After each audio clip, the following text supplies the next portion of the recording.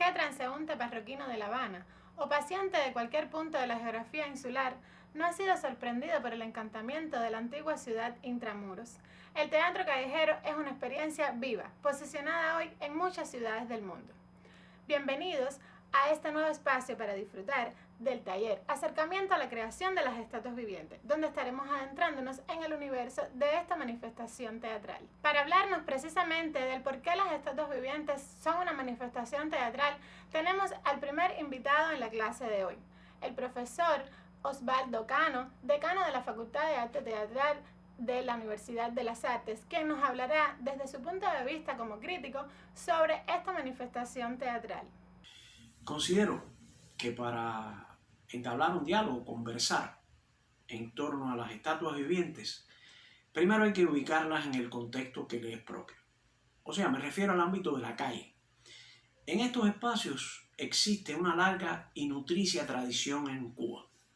En nuestro país, las manifestaciones teatrales se iniciaron en las calles, vinculadas a un conjunto de procesiones entre las que se encuentran la del Corpus Christi o la del Día de Reyes, por solo mencionar algunas de las más importantes.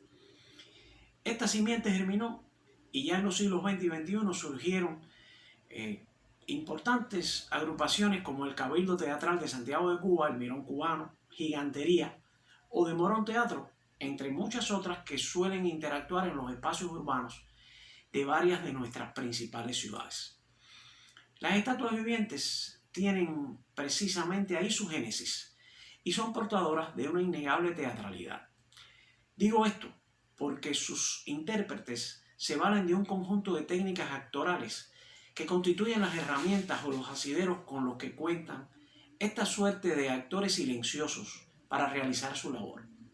Estas sui generis puestas en escena, como se sabe, no se realizan en un escenario habitual donde los actores y el público tienen muy delimitados sus espacios e incluso, en muchos casos, su función y hasta la conducta a seguir. Por el contrario, tienen lugar en el entorno de la calle, donde el público potencial transita con disímiles propósitos y no necesariamente con la intención de convertirse en espectador. Aquí radica uno de los obstáculos y al mismo tiempo uno de los encantos de esta manifestación.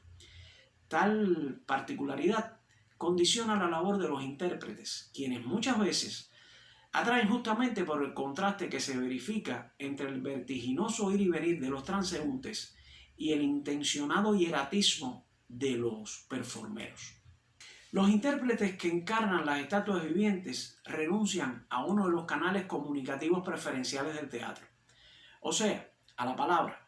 Se arriesgan entonces a realizar una suerte de soliloquio silencioso, donde es la pose, el atuendo, el maquillaje, la concepción del personaje que representan, el mundo interior, la popularidad de este personaje, la aceptación o el desconocimiento del mismo entre los espectadores, junto a la concentración, la fe y sentido de la verdad, o su capacidad para establecer y mantener los círculos de la atención, los mecanismos expresivos de los cuales se valen para comunicarse.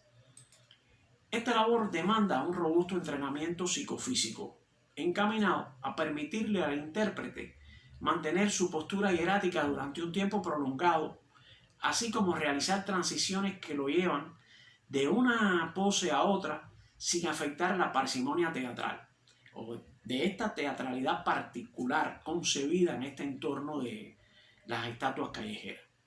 Esta teatralidad constituye uno de los recursos cardinales de la dramaturgia espectacular de estas representaciones. Detrás de cada una de estas estatuas hay una historia, un proceso de trabajo que arranca con la identificación de un modelo y su encarnación por el actor.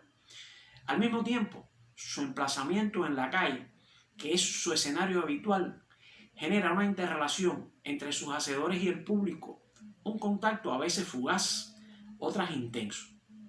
Esa es la mejor prueba de su naturaleza teatral. Para adentrarnos un poco en la historia de estos personajes, nos estará comentando nuestra segunda invitada, que también de manera virtual está invitada a nuestra clase. Gracias, Elizabeth, por invitarme. Es un placer compartir con ustedes hoy. Pues las estatuas vivientes es una manifestación que surge en la década de 1980 en los principales centros históricos de Europa y de Latinoamérica. La ubicación exacta de su surgimiento no se conoce con precisión, pero lo cierto es que con los años se han vuelto parte de la identidad de los centros y plazas de las ciudades más relevantes de ambos continentes. La principal característica de esta manifestación es la utilización de la inmovilidad y del silencio como matriz para su configuración escénica. Y a pesar de que esto nos pueda parecer en cierta medida novedoso, lo cierto es que ambos elementos, tanto la quietud como el silencio, se pueden rastrear dentro del teatro en otras épocas. Pensemos en los antiguos dramas medievales de temas religiosos conocidos como autos sacramentales, los cuales se ejecutaban sobre los llamados carros, pues ahí ya se exhibían escenas mudas y estáticas conocidas como cuadros vivientes. Sin embargo, no sería hasta el siglo XVIII donde se pondrían de moda una manifestación conocida como los tableaux vivants. Resulta que en medio de las obras los actores introducían una escena en la que intentaban replicar lo más exacto posible una pintura de la época de algún artista famoso, muy conocido, costumbre que se popularizó dentro de la aristocracia, quien llegó a tomarlo incluso como una especie de juego doméstico. Bien, estas escenas eran también mudas y estáticas.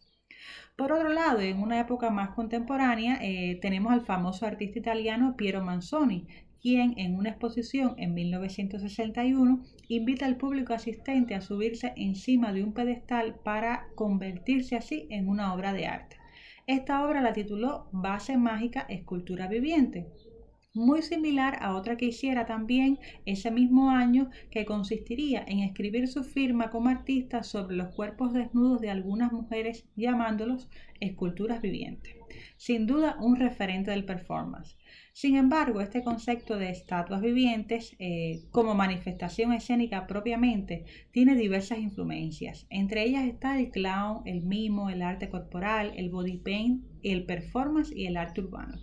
Digamos que el clown, el mimo y también la pantomima, pues le aportan todo este repertorio de recursos para abordar la ciudad desde lo teatral, digamos, configurar escenas, improvisar, relacionarse con el público, crear una dramaturgia a partir de lo que tiene ya previsto el actor, pero también de lo que se encuentra en el espacio. Bueno, gracias hasta aquí, Elizabeth, por invitarme. Siempre es un placer.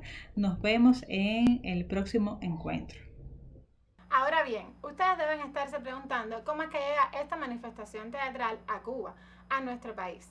Pues en 1999, invitada al Festival Maya Teatral, llega el grupo El Tecal, Teatro Estudio Calarcá de Colombia, una de las agrupaciones más emblemáticas de aquellos años. Es una de las agrupaciones que se conecta con este festival y llega con una propuesta escénica que básicamente narra la historia de una familia, pero sus personajes estaban enfocados en esta técnica. El grupo asume a 2 actores cubanos en su elenco, quienes los van a acompañar en un recorrido por toda la isla. Irán a La Habana, a Matanzas, a Cienfuegos, y directamente allí se conecta con el grupo de teatro Los Elementos, quienes van a ser el primer grupo de teatro callejero, sino el primero, uno de los primeros, que va a representar esta manifestación teatral, y van a utilizar el barro como elemento identitario. Paralelo a ello, Gigantería, el grupo de teatro callejero, estaba realizando entonces algunas exploraciones desde lo individual, desde la experiencia personal del actor, porque ya se conocía esta técnica en otros países y entonces la intención era un proceso exploratorio que se iba a consolidar en la calle. Poco a poco, con la experiencia del día a día, fue surgiendo entonces un método o metodologías de trabajo que será el objeto de estudio de todo nuestro taller.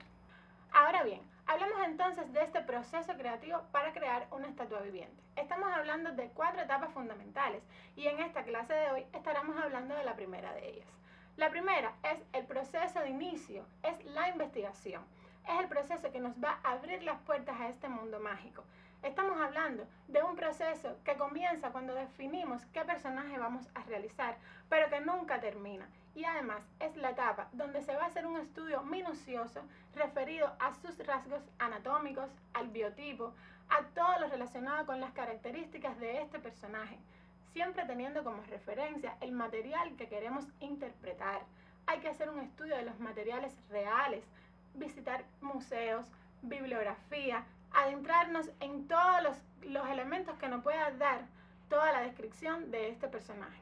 Es importante tener en cuenta que las características de este personaje no solo son constructivas, sino también interpretativas, lo que va a generar una cadena de acciones que después vamos a poner puesta en escena en la calle, que después vamos a tener la posibilidad de recrear en todos los espacios donde las estatuas se van a desarrollar. El proceso de la investigación es una puerta que se abre y nunca concluye. Por eso es uno de los más importantes. Seguidamente a ello estaría una segunda etapa, que es la que se refiere al diseño del maquillaje y la construcción y elaboración plástica del vestuario, así como todos los elementos que están relacionados con cada personaje. La tercera de estas etapas vendría siendo la que tiene que ver precisamente con la preparación física y el entrenamiento del cuerpo del actor o practicante para esta manifestación teatral. Y la cuarta sería ya el proceso que se consolida en la calle, en el espacio público como escenario. Y así hemos llegado al final de la clase de hoy. En siguientes emisiones estaremos conociendo sobre este proceso creativo y sus distintas etapas, para juntos adentrarnos en el universo de las estatuas vivientes.